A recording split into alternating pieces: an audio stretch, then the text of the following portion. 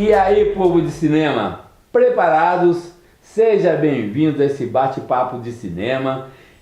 Hoje vamos dar dicas importantes para você que quer produzir e não sabe como começar, qual câmera usar, como se prepara uma locação, que é uma pré-produção, produção, que é uma pós-produção. Essas etapas são importantíssimas para você que quer começar a produzir.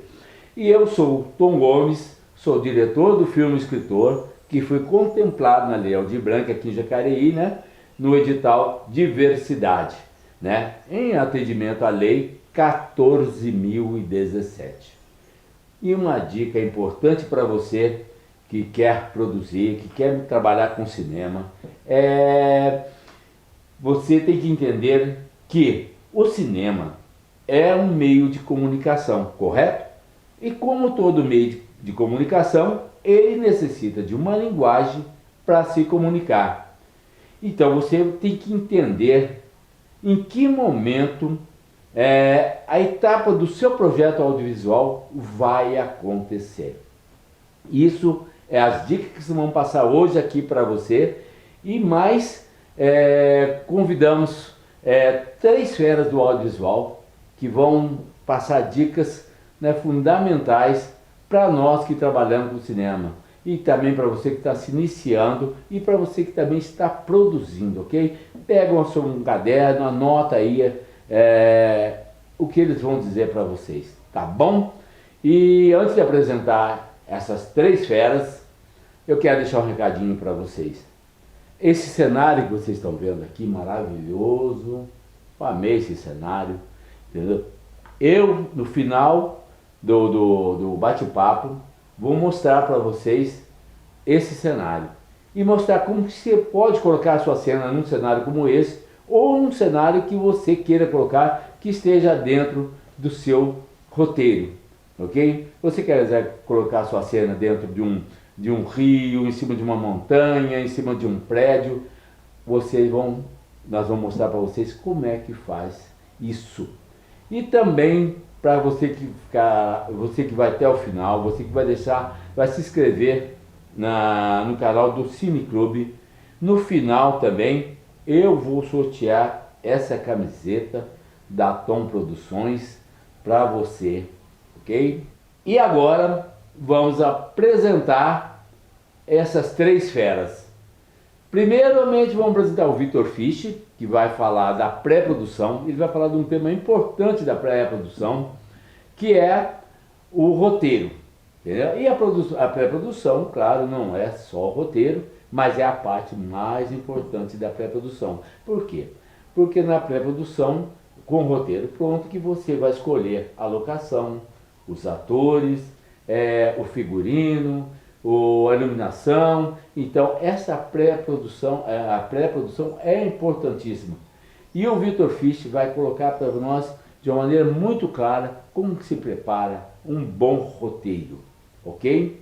Depois do Vitor Fisch, teremos aqui o Rodney Borges, que é um diretor premiadíssimo. Ele sabe tudo de direção e direção de fotografia, entendeu? Ele é produtor também. Cara, é fantástico, ele realmente colocou para a gente de uma maneira muito fácil de interpretar essa arte. Ele vai falar também de alguns planos, de alguns ângulos, entendeu? Aproveite, anota aí, entendeu? Porque esse cara é fera. E para terminar, nós vamos falar da pós-produção. Vamos trazer aqui para vocês outra fera, que é o Luiz Brasileiro. O Luiz também é formado em cinema. Ele é roteirista, eu sei que ele gosta até muito menos de documentário, mas também ele sabe tudo de pós-produção. E ele vai deixar aqui para nós também dicas importantíssimas, ok? Prestou atenção? Vamos trazer esse povo aqui para nós? Você que está em casa, se acomode aí, tome sua água, que vamos apresentar agora o primeiro realmente que vai falar para nós dessas etapas do cinema. Vitor Fisch, por favor, tem uma galera em casa te esperando, quer ouvir você falar de roteiro. O que é um roteiro? Qual a importância do roteiro no cinema?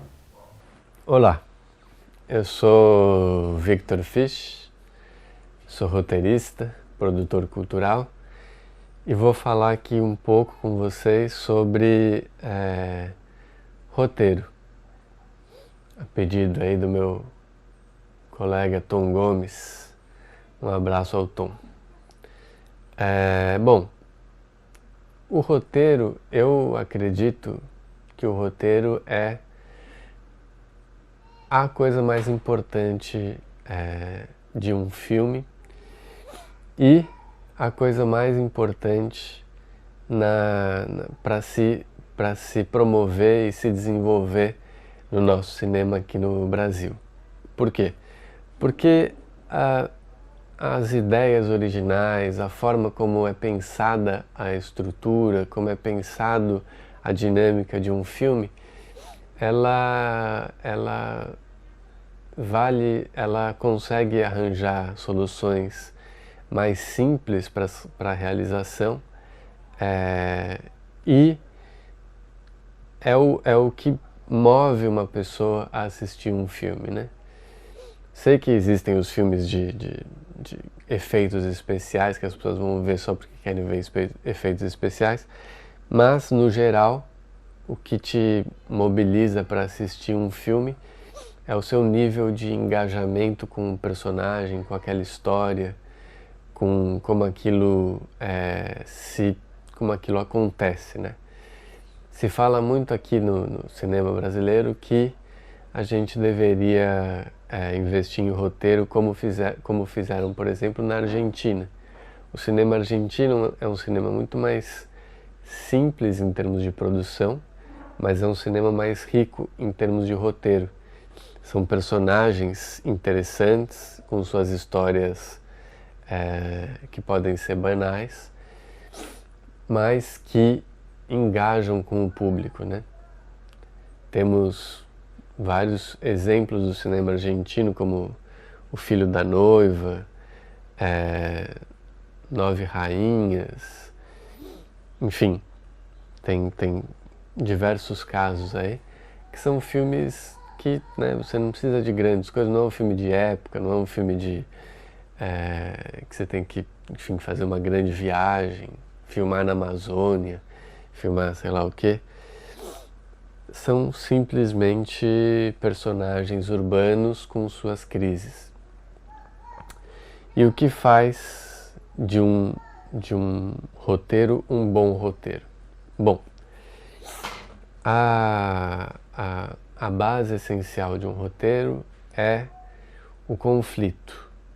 Conflito é a palavra que vocês vão ouvir sempre quando um roteirista está querendo mostrar do que a sua história fala. É claro que existem filmes que justamente provocam e querem trazer situações sem conflito, né? São filmes que experimentam, são filmes chamados antidramáticos, porque eles vão contra a trama. Eu, por exemplo, adoro um cara chamado Roy Andersson, sueco, que faz um cinema que é basicamente sem conflito, são situações de conflito mínimo, são sketches, não tem um grande arco de uma trama, tal. Mas, no geral, a gente tem personagens que nos comovem por algum motivo e nos causa identificação. Eu gosto de falar de personagens relacionando com signos, né? Não sei se vocês manjam alguma coisa de signos, mas todo mundo sabe um pouco daquele básico, né? Se os signos de água que são mais sensíveis, os signos de fogo que são mais explosivos, os signos de terra que são materialistas, os signos de ar que são avoados. E se você for ler aquelas descrições de personagens, de personalidades nos signos, ou então tem esses testes de personalidade na internet e tal, acho que são todos legais. Você vê que tem as qualidades dessa personalidade, os defeitos dela, e aí você começa a enxergar como que um personagem pode ser complexo e profundo e ter pontos positivos e negativos dentro de um mesmo aspecto, né? Quando eu peço para alunos, por exemplo, criarem um personagem e colocarem características neles, eu gosto de falar, de pedir características que sejam complexas, que possam ser positivas e negativas. Né? Um personagem que é simpático é uma característica meio nula, né? Mas um personagem que é impulsivo, por exemplo, já é uma característica que gera aspectos positivos, porque um personagem impulsivo pode ser um herói que carrega a trama, que faz as coisas acontecerem e tal, mas que gera ao mesmo tempo falhas e problemas, né? Porque ele toma ações sem pensar, faz coisas que não devia e tal. Por que a gente se apaixona por personagens que são profundos, né? Por exemplo, o Michael Corleone, o Poderoso Chefão, considerado um dos melhores roteiros já escritos, porque os personagens têm uma camada de profundidade muito interessante, né? O Michael Corleone, ele é o filho bonzinho que foi pro exército, que não tá lá, não tá na bagunça da máfia e tal, mas ele tem uma personalidade de poder, uma necessidade de poder, uma necessidade de controlar aquilo, e ele é o cara que tem a condição, né, para isso. Os irmãos são trágicos nesse sentido, então a jornada dele é de um cara que não queria pertencer à máfia e tal, mas ao mesmo tempo, no fundo, existia um desejo, existia uma necessidade daquilo. Esse é outro aspecto que eu acho importante de colocar como premissa de um roteiro, é que existe uma regrinha aí chamada do dever, poder e querer. Um personagem nunca pode, deve e quer alguma coisa, porque isso acaba o filme, né? Imagina que o Michael Corleone, ele quer ser o novo chefão, ele pode e ele deve. Começa o filme, ele é abençoado pelo pai, se torna um novo poderoso chefão, e acaba o filme. 5 minutos de filme, como é essa trilogia, né, de crescimento de poder. Então, o que torna os filmes interessantes é justamente esse conflito entre ele pode, mas não quer, ele quer, mas não deve, e assim vai, né? O Senhor dos Anéis, por exemplo, o Hobbit tem que destruir o anel, mas ele não quer, né? Sei lá, no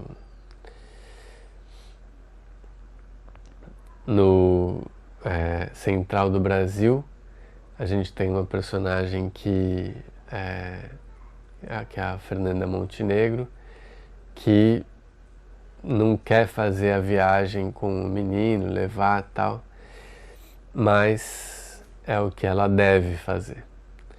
Então tem sempre esses conflitos entre os personagens, né? Bom, aí temos a questão da estrutura da trama como um todo, né? Em geral, ela é montada em 3 atos. Isso significa que é o início, o desenvolvimento e a conclusão, basicamente. A gente aprende muito desde cedo a contar histórias dessa maneira, porque tem um cara chamado Joseph Campbell que estudou os mitos, estudou 1000 coisas e chegou à conclusão que a nossa forma de contar, ela sempre segue alguns passos. Ele chamou isso de a jornada do herói. E isso serve para comédias românticas, para roteiros de ação, para roteiros de terror, para histórias de detetive, o que for. Você tem um mundo comum do personagem, mundo comum daquela história, sei lá, o personagem no seu trabalho, na sua casa, no seu fracasso, tal, até que acontece alguma coisa e ele tem um chamado para aventura, e essa aventura em si que é o grosso do filme, né? Isso pode servir numa comédia romântica. Tá lá o personagem vivendo sua vida quando ele encontra uma mulher que muda um pouco aquela vidinha rotinada que ele tinha e tal.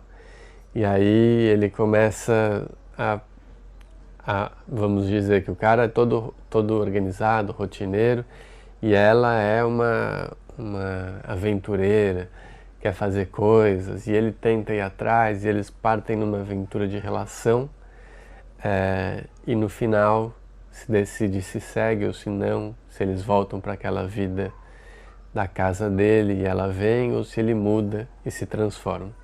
Em geral, o personagem se transforma, né? É bem raro personagens que não mudam. Quando o personagem não muda, em geral, ele muda o mundo ao redor. Como acontece, por exemplo, com o personagem do Jack Nicholson em Um Estranho no Ninho, que é um personagem que chega num manicômio e ele em si não se altera, mas ele altera toda a lógica, todo o funcionamento daquele espaço. Aliás, esse filme é muito maravilhoso também porque temos um personagem cheio de complexidades, em conflito com uma outra personagem que é a enfermeira-chefe e toda a relação daquele espaço. Enfim, você tem existe um livro do Joseph Vogler chamado A Jornada do Escritor, que eu recomendo porque ele pega esses conceitos do Joseph Campbell e puxa justamente para o roteiro, né? Bom, basicamente, assim, tem muita coisa para se falar sobre roteiro. Aqui no Brasil isso tem crescido, temos muitos roteiristas interessantes e isso tem sido cada vez mais valorizado. Temos o Luiz Bolognese, Carolina Coccio, Fernando Bonassi, enfim, Jorge Furtado, as próprias séries de televisão, séries da Globo têm investido mais no roteiro. Tem uma nova série da Netflix, Cidade Invisível, né? Acho que é isso, que tem roteiro interessante, trabalhado com o folclore brasileiro. Então, temos um bom caminho aí. Infelizmente, nos últimos anos, as políticas públicas têm patinado, mas enfim, a gente teve um processo aí de alguns bons 10 anos que cresceu muito o nosso cinema, especialmente graças a uma lei, a lei das teles, que obrigou os canais de televisão pagos a terem produtos nacionais em seus horários nobres. Isso fez com que o mercado desse uma bela aquecida. Então é isso.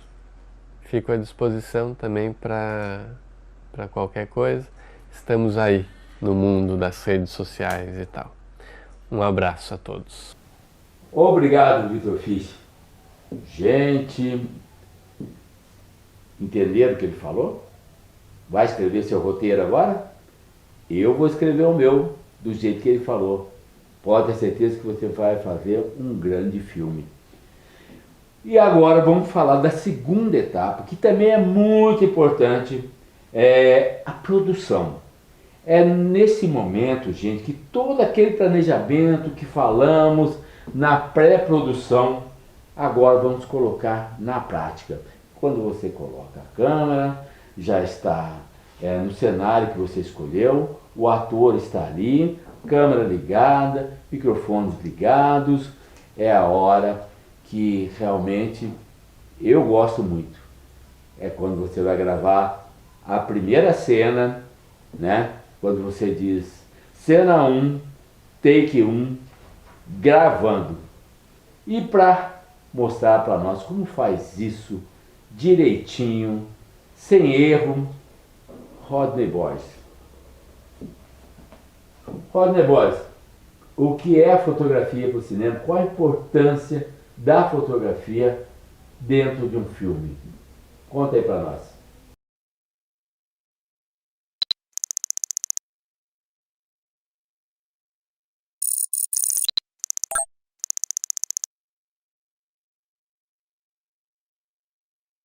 Olá pessoal, eu sou Rodney Borges, diretor de fotografia, e agora eu vou passar umas dicas para vocês que estão começando, bem bacana sobre direção de fotografia. Uma delas é a regra dos 180 graus, que é estabelecer as linhas da ação que a câmera vai trabalhar durante as gravações.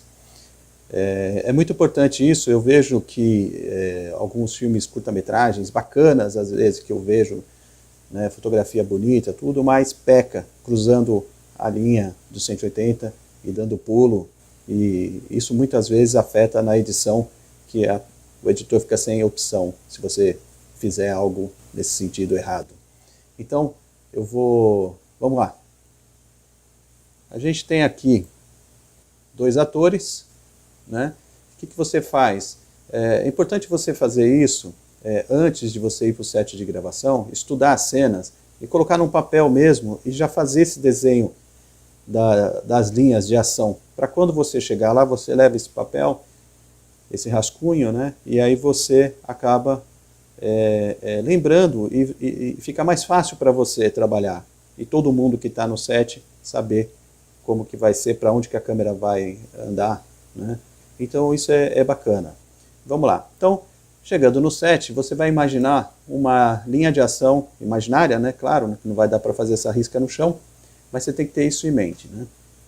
Você faz essa linha de ação no meio dos dois atores e um ângulo de 180 graus. O que isso vai ajudar? Vai ajudar para que você, no caso aqui, numa conversa, num diálogo dos dois atores, não dá pulo de o ator, quando você gravar, chega na edição, a pessoa, em vez de estar de um lado do outro, vai estar no mesmo lado. Então vamos lá. Então aqui, ó, um exemplo. A gente está aqui com a nossa câmera principal, frontal, vai resultar numa cena assim. Se eu posicionar essa câmera do lado direito, respeitando essa regra de 180 graus, que é esta linha aqui, desse lado aqui, no extremo aqui, você pode fazer um plano meio plano, ou um plano sobre o ombro, né? Você vai ter, no caso, aqui, a atriz está do lado esquerdo, o ator do lado direito, plano tranquilo, bem feito. Continuando essa conversa deles, né? Agora a vez do ator falar, você faz o quê? Você posiciona a câmera do lado esquerdo, aqui dentro dessa linha imaginária dos 180 graus. O que você vai ter? Vai ter, por exemplo, no caso aqui, um plano sobre o ombro, o ator ali mostrando, falando a ação dele e a atriz aqui. Isso é bacana. Voltamos para a nossa cena inicial, mais aberta, né? Para você não ter um pulo também. Você pode também, ou no caso, até fazer uma cena mais aberta ainda, né? O que acontece se você cruzar a linha dos 180 graus, por exemplo?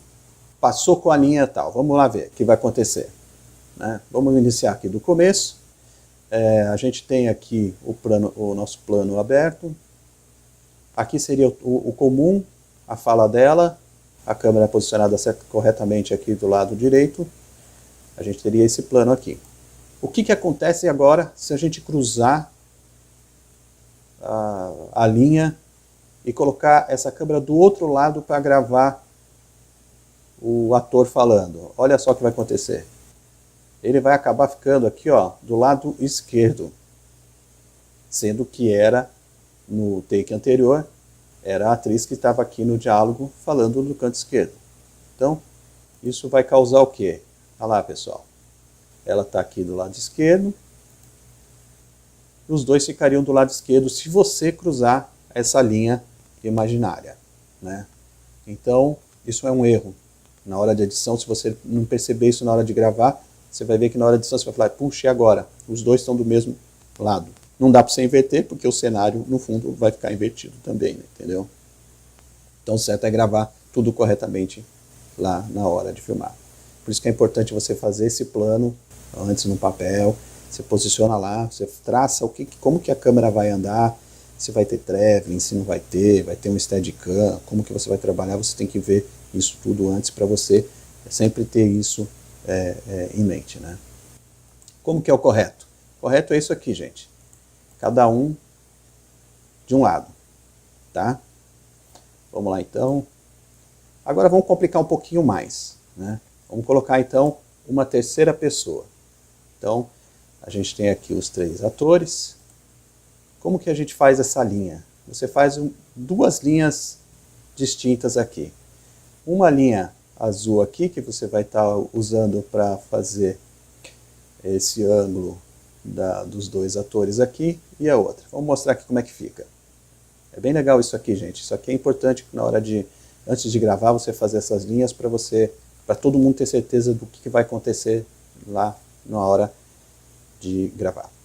Então, a linha de ação 1, linha de ação 2. Vamos começar aqui com a nossa câmera inicial, né? A frontal. A gente tem esse plano com os 3. Tá? Pode ser um plano mais aberto ou esse meio plano, mas vamos continuar aqui nesse meio plano. Plano médio, né? Você tem aqui os 3. Aí, então você posiciona aqui, no caso aqui, a gente vai fazer de novo aqui um plano sobre ombro, né? Com ela, o que a gente tem? A atriz com a camisa listrada aqui do lado esquerdo e a camisa preta lá. Tranquilo, beleza.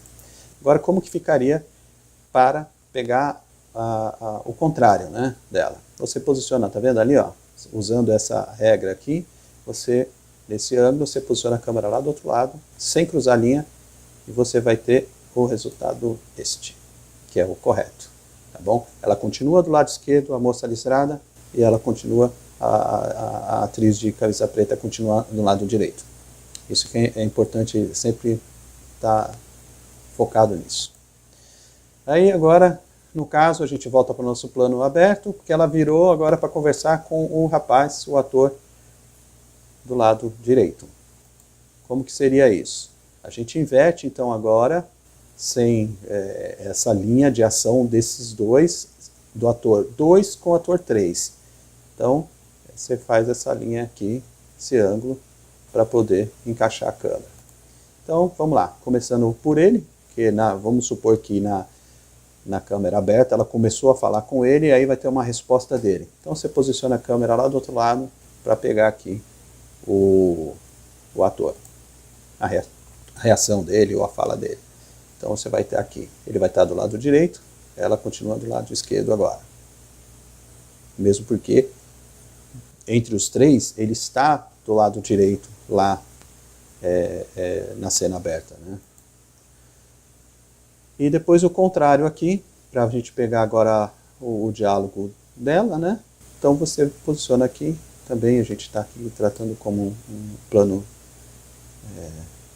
assim sobre o ombro, e você estaria com ele continua no lado direito, ela continua no lado esquerdo, conversando normalmente.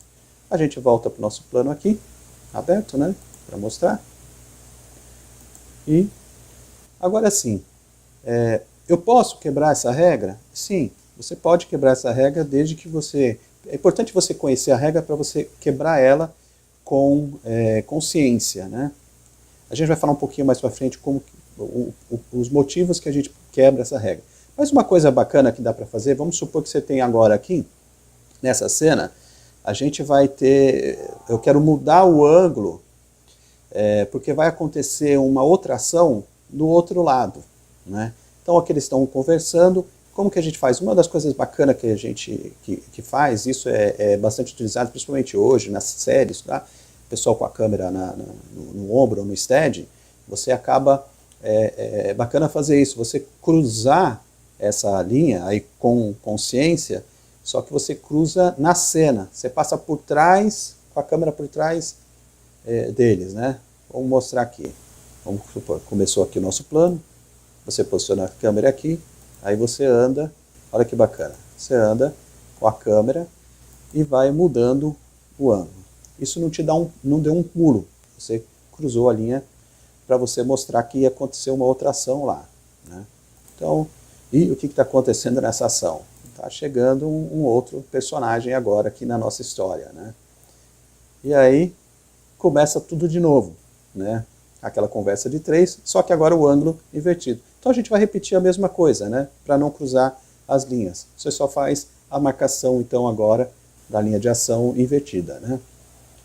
Por isso que é importante, se você tem uma cena assim, que você vai trabalhar com vários ângulos, você desenhar isso antes, para você chegar na hora do set, você fazer as suas marcações, você saber exatamente como é que vai ser, mesmo porque se você vai virar, se está numa externa, por exemplo, você tem que saber, todo mundo tem que virar junto ali, o pessoal do áudio, toda a produção tem que virar junto para que não apareça ninguém lá, né?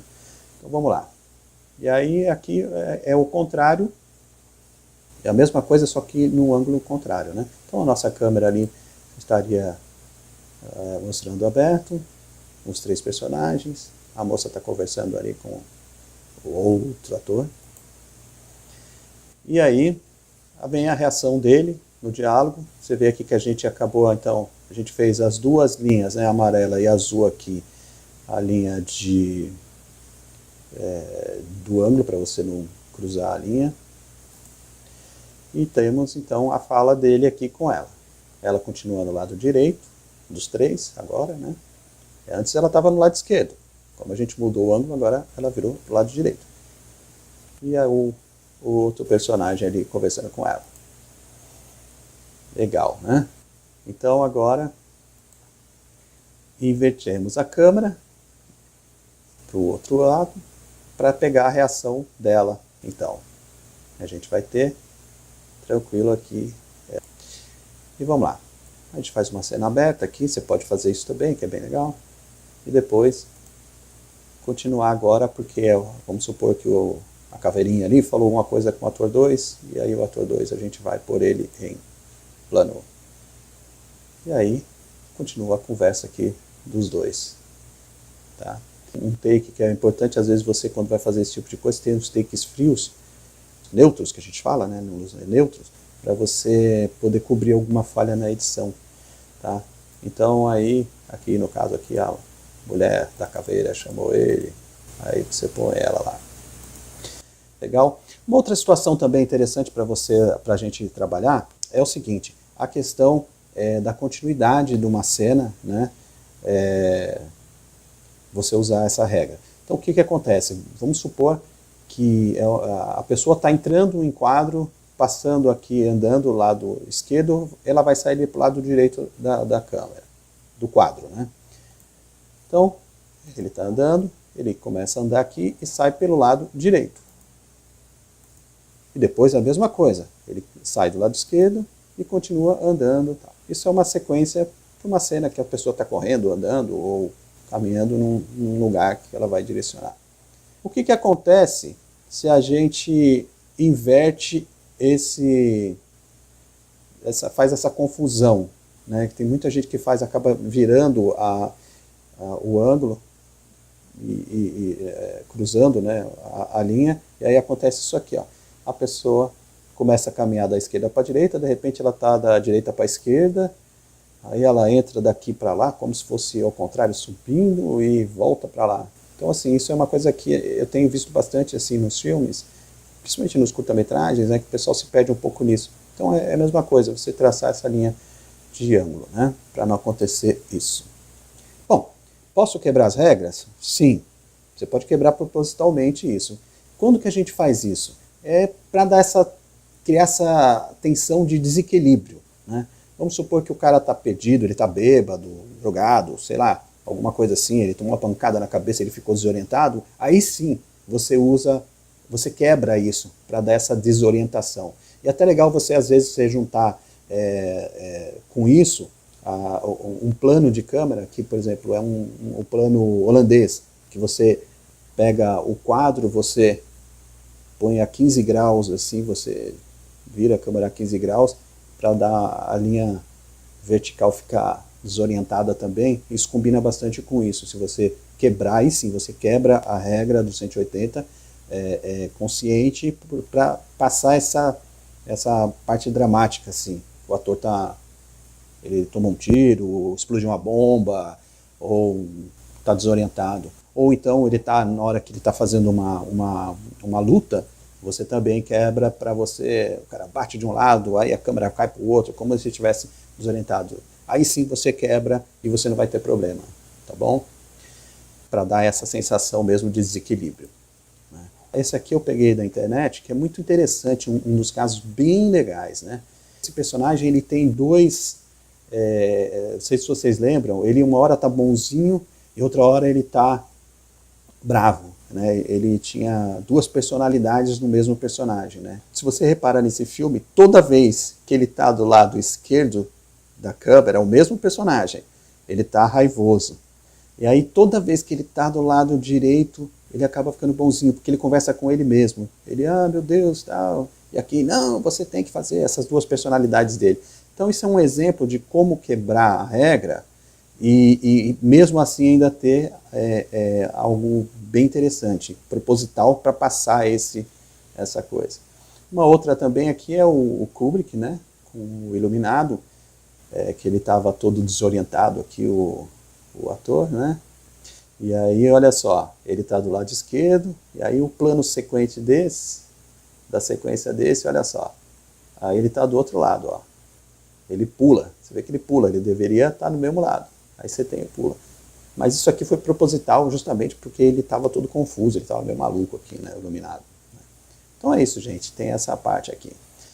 Vamos fazer aqui uma breve análise de iluminação justificada, tá? Opa, tem mensagem aqui.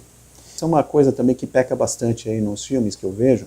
Que acontece, né? Imagina que, outro dia eu estava assistindo uma novela, interessante que a cena eu acho que era no final do dia, então tinha o sol, uma janela com o sol, um raio de sol entrando do lado direito para a esquerda. Aconteceu algumas coisinhas ali na mesma coisa, aí depois no mesmo plano tinha uma outra janela, né, numa outra cena, com o mesmo sol entrando, só que da esquerda para a direita. Eu falei, ué, né, não daria isso, né? Eles criaram dois sóis ali, né, para poder colocar essa coisa. Então eles erraram grandemente lá, porque entrou a luz de um sol de um lado, aí depois a câmera estava na mesma posição, a luz do sol no outro, e era uma passagem de tempo na mesma hora ali, na mesma cena, não seria de manhã à noite. Então, assim, foi um grande erro, entendeu? Então é o seguinte, vamos analisar aqui. Pegamos essa cena aqui, né? Você vê, no caso aqui, a gente tem uma luz ali atrás, no centro lá, que é uma luz de back, né? E a luz principal dá para ver que ela está vindo aqui da esquerda para a direita. E você tem uma luz de preenchimento aqui na direita. Né? O que eu quero mostrar com isso aqui? Nas próximas fotos agora, olha lá que bacana. A luz, continua a luz de back formando dando esse ambiente todo aqui. A luz principal, a keylight, ela continua aqui, na mão dele aqui, dá para ver que esse lado aqui, dando destaque para o que ele está fazendo. E a luz de preenchimento sempre na direita. A luz não anda, né? Aí ele começa aqui a coletar, aí você vê que aqui, no caso, né, perto dessa cadeira, aqui nesse lado, que tem tipo da mesa aqui, lado esquerdo, é aquela luz de back que faz toda essa ambientação ali, esse clima, né? E a luz continua da esquerda para a direita, aqui a luz principal, e aqui na direita a gente vê aqui uma luz de preenchimento. Continuamos com uma luz justificada. Aqui também é bacana, que dá para ver, né, que se você olhar aqui na cena, sempre tem, a gente usa bastante isso, que é interessante, porque cinema é profundidade, né? Então você vai gravar uma cena, põe lá um abajurzinho, lá uma luzinha né, lá abaixa se você conseguir diminuir a luz para ela não agredir a sua câmera, né, não entrar muito forte. Então ela dá profundidade. Então sempre você com esses pontos de luz, uma janela, uma porta semi-aberta, você consegue dar profundidade. E cinema é profundidade, gente. Então vamos pensar nisso para quando for gravar, sempre ter essas coisas. Interessante também, eu tive um filme que eu fui jurado, um filme que eu assisti, filme impecável, a história é muito boa, a direção de fotografia era excelente, uma produção maravilhosa, mas na primeira cena começava uma cena maravilhosa. Era uma janela fechada e tinha assim uns raios entrando da janela, né, como se fosse à noite, assim, estava bem bacana a luz. A única falha, estava escuro o quarto. Quando a pessoa abre a porta para entrar, o ator abre a porta para entrar, ele acende um interruptor e aí acendeu, iluminou tudo. Só que o que aconteceu? Estava apagado o abajur, a luz, todas as luzes acenderam naquele interruptor dele. Né? Ele acendeu o interruptor, acendeu o abajur de um lado, o abajur de outro, a luz de cima, a luz e tal. Então, como eu fui jurado, acabou perdendo um ponto com isso. O filme era muito bom, mas ele perdeu um ponto porque são pequenos detalhes, né? Um interruptor você não pode ligar e acender tudo que estava apagado. Eu acho que ficaria até mais gostoso a cena se ela tivesse ligado o interruptor ou entrado um mais escurinho mesmo, só com a luz da janela vindo e acendido lá, no caso, um abajur tal para ficar. Né? Então a gente tem que tomar cuidado com isso para não coisa. A cena estava linda, tal. Talvez muitas pessoas nem perceberam isso, mas a gente que está acostumado a lidar com a técnica, né, percebe isso assim fácil. Vamos continuar aqui com a nossa.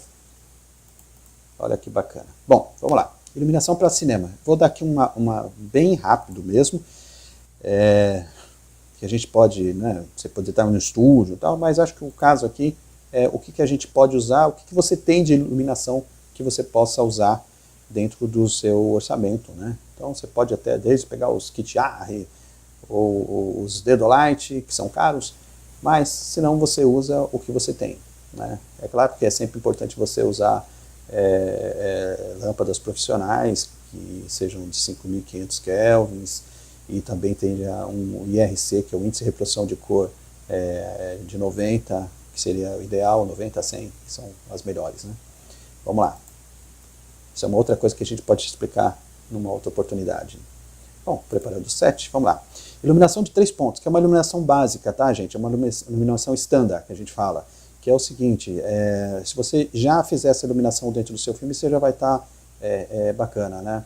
É claro que pensando não é só numa pessoa, né? Num set em si, se você olhar aquela cena que a gente analisou, sempre tem 3 pontos de luz ali principais, né? Que fazem a iluminação. Depois você tem o abajur, tal, que vai dar profundidade, mas a gente tem uma luz ali clara de 3 pontos. Por isso que eu mostrei aquelas fotos do detetive antes. Vamos lá. Então, aqui é um desenho que eu fiz aqui mostrando, né? Então a gente tem a câmera aqui central, você tem a sua luz principal, no caso aqui lado esquerdo, ela poderia estar no lado direito, não importa, né? Só para você inverter, mas nesse caso aqui a luz principal está do lado esquerdo, que eu fiz pensando naquele filme, né? Essa keylight aqui a gente sempre fala assim, olha, tem que ser 50% do valor de luz que você tem, né? A luz de preenchimento, que é a luz ao lado do outro lado, poderia ser um rebatedor ou uma luz de preenchimento, ela tem que chegar no seu, quando você medir, ela tem que chegar a 20% desse valor. E a sua luz de fundo, o backlight, ela também com 20% de valor.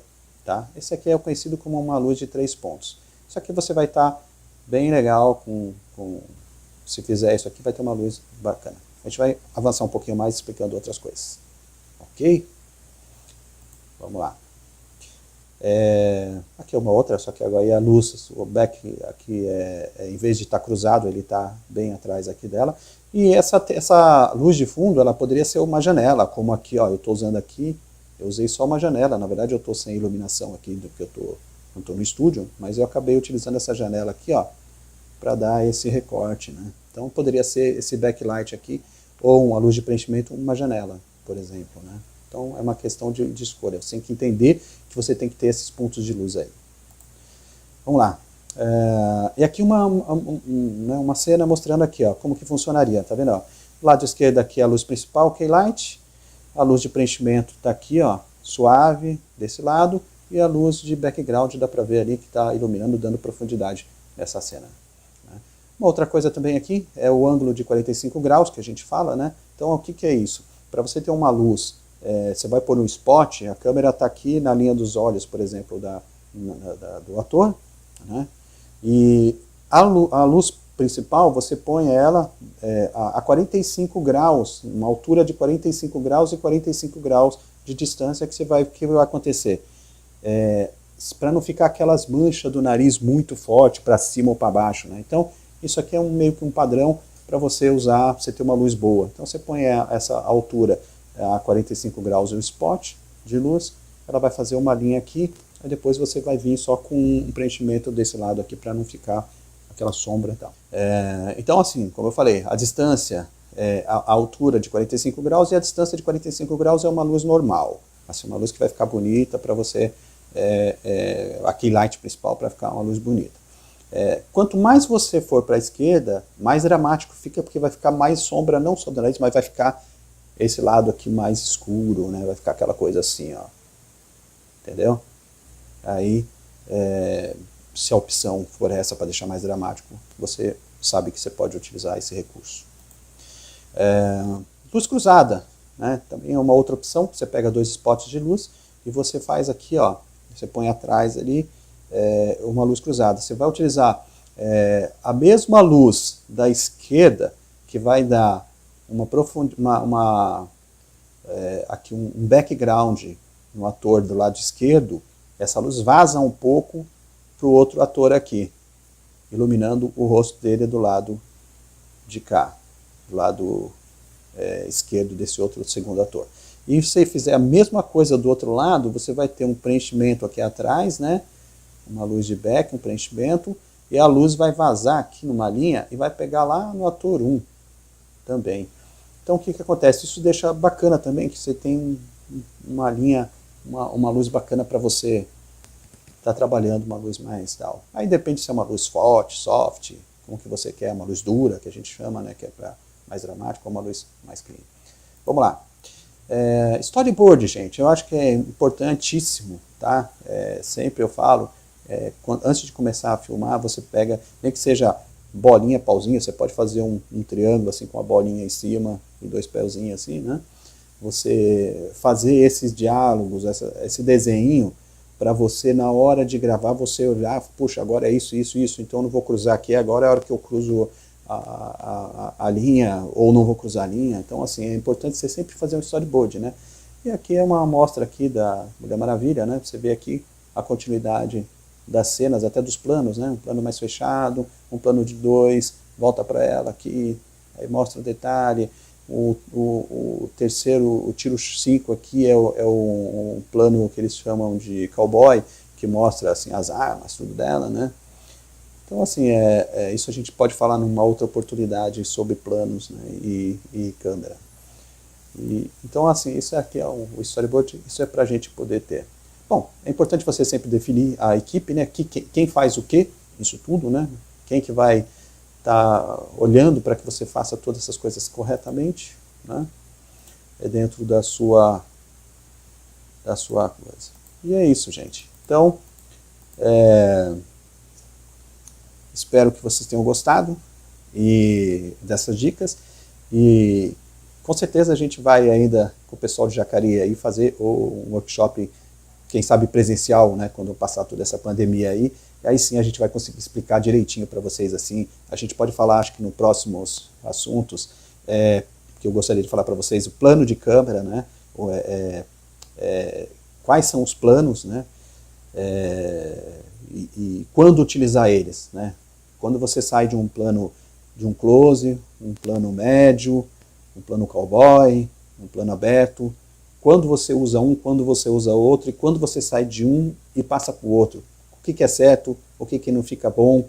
Então isso tudo assim é bem legal. E também altura de planos, né? Que a altura da câmera, a câmera nos olhos, ela te dá uma sensação, acima ou abaixo, ela te dá uma sensação. Tem vários truques, várias coisas que é bastante legal estudar. Tá? Planos de câmera é muito importante, acho que é uma das coisas mais importantes. E também a gente pode depois aí se aprofundar mais na iluminação e também em outros assuntos da fotografia.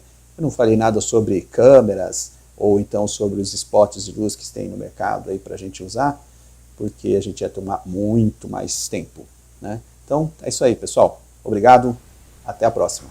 Muito obrigado, Rodney. Que maravilhoso, foi maravilhoso. Eu tenho certeza que você realmente estava iluminado nesse dia, porque você passou com uma clareza muito grande todas essas dicas, principalmente para quem está iniciando e mesmo para quem já está produzindo. E você de casa? O que achou do Rodney Boys? Essas dicas vão ficar na página do Cineclube à disposição de vocês. Ok, gente? Tá lá, se inscreva na página do Cineclube, né? E você poderá ver todas essas dicas quando você bem quiser. Ok? E cumprindo as etapas, né? Vamos falar agora da pós-produção.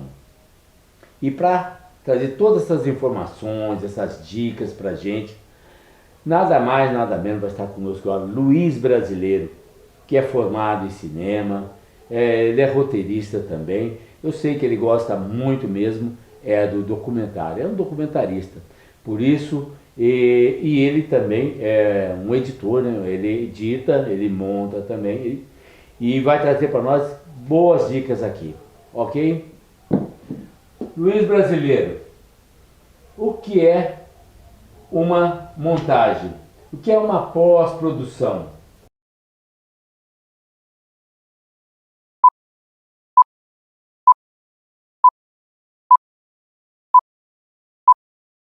Vamos falar um pouco da pós-produção. Primeiro tópico. Primeiro passo, buscar conhecimento, e isso você já está fazendo. Segundo tópico, antes do programa que você vai escolher para trabalhar, e tem muitos hoje em dia, assista filmes e veja como as histórias são contadas. Terceiro tópico, conheça a história do cinema, isso é muito importante. Quarto tópico, aprenda os termos técnicos, exemplo, codec, bitrate, 24 quadros por segundo, 30 quadros por segundo, 60 quadros por segundo e muitos outros. Você vai precisar disso lá na frente. Quinto tópico, agora sim, chegou a hora de escolher o programa de edição. E lembre-se, o melhor programa é aquele que você consegue trabalhar. Sexto tópico, tenha em mente que as pessoas que vão assistir o filme não estão preocupadas com o programa que você usou para editá-las, e sim com a qualidade da edição e o conteúdo do filme. Sétimo tópico, chegou a hora de decupar o material que veio do set de gravação. Oitavo tópico, feito isso, começa a edição. É nesse momento que você vai usar todo o seu talento. Nono tópico, chegou a hora da mais pura criatividade. Para colocar na telona, primeiro aquilo que saiu da mente talentosa do escritor, que passou na mão de um roteirista, que chegou até o diretor e contou com o apoio de todos no set de filmagem. Décimo tópico, agora é com você, meu amigo. Bom trabalho. Muito obrigado, Luiz Brasileiro. Foi fundamental essa explicação que você nos deu aqui. E eu tenho certeza que você de casa também ficou muito feliz. Agora você repensa as 3 etapas que apresentamos aqui, que foi a pré-produção, Vitor Fisch falando do roteiro, o Rodney Boys falando da segunda etapa, que é a produção, e mostrou todos esses detalhes para a gente de como produzir, como chegar ao set de filmagem, com toda a segurança, e rolar a cena sem maiores perdas. E por último, o Luiz Brasileiro falando da pós-produção. Gente, que coisa maravilhosa esse bate-papo. Realmente espero que você de casa tenha gostado muito. Eu quero aqui também aproveitar para agradecer realmente a Fundação Cultural, que nos apoiou muito nesse projeto. o que teve a altura deles realmente, eles nos ajudaram. Agradecer de coração a todos vocês da Diretoria de Cultura, todos vocês da Fundação Cultural, ok, gente? Muito obrigado. E como eu prometi, agora nós vamos mostrar para vocês esse cenário fantástico, maravilhoso para vocês. Vocês querem saber como você pode fazer sua cena e colocar num cenário maravilhoso? Presta atenção aí. Você está vendo agora que estamos num pano verde, nada mais. Não tem nada daquele cenário, ok? Esse tecido verde que se chama hoje, o que se chama de chroma key. Hoje não, é uma coisa usada há muito tempo, né? O chroma key. E você faz sua cena num tecido verde com uma boa iluminação e depois de gravado você leva para a timeline do seu programa de edição e na timeline você aplica o chroma key. O que vai acontecer? Esse tecido verde vai desaparecer. Vai ficar somente como estou agora, o ator em cena. E nesse momento você vai escolher em qual cenário você vai querer colocar o seu ator ou sua atriz, entendeu? Em cima de um prédio, então você escolhe um prédio e você vai colocar esse ator em cima do prédio, entendeu? O chroma key tem muitas dicas na internet. Se você estudar, você vai fazer cenas maravilhosas com o chroma key. Hoje, por exemplo, os filmes da Marvel são praticamente 90%, 99% chroma key. Tudo que você vê na Marvel é chroma key. Tá bom, gente? Espero ter colaborado com você. Também aprendi muito hoje aqui. E no que vocês precisarem, vocês entram na página do Cineclube, né? Que esse bate-papo vai estar lá, vai ficar na página do Cineclube, tá bom? Quero agradecer a você de casa, meu muito obrigado. Obrigado à minha produção, que estamos já nessa batalha desde novembro, né? E para realmente entregar esse projeto. Ok? Muito obrigado.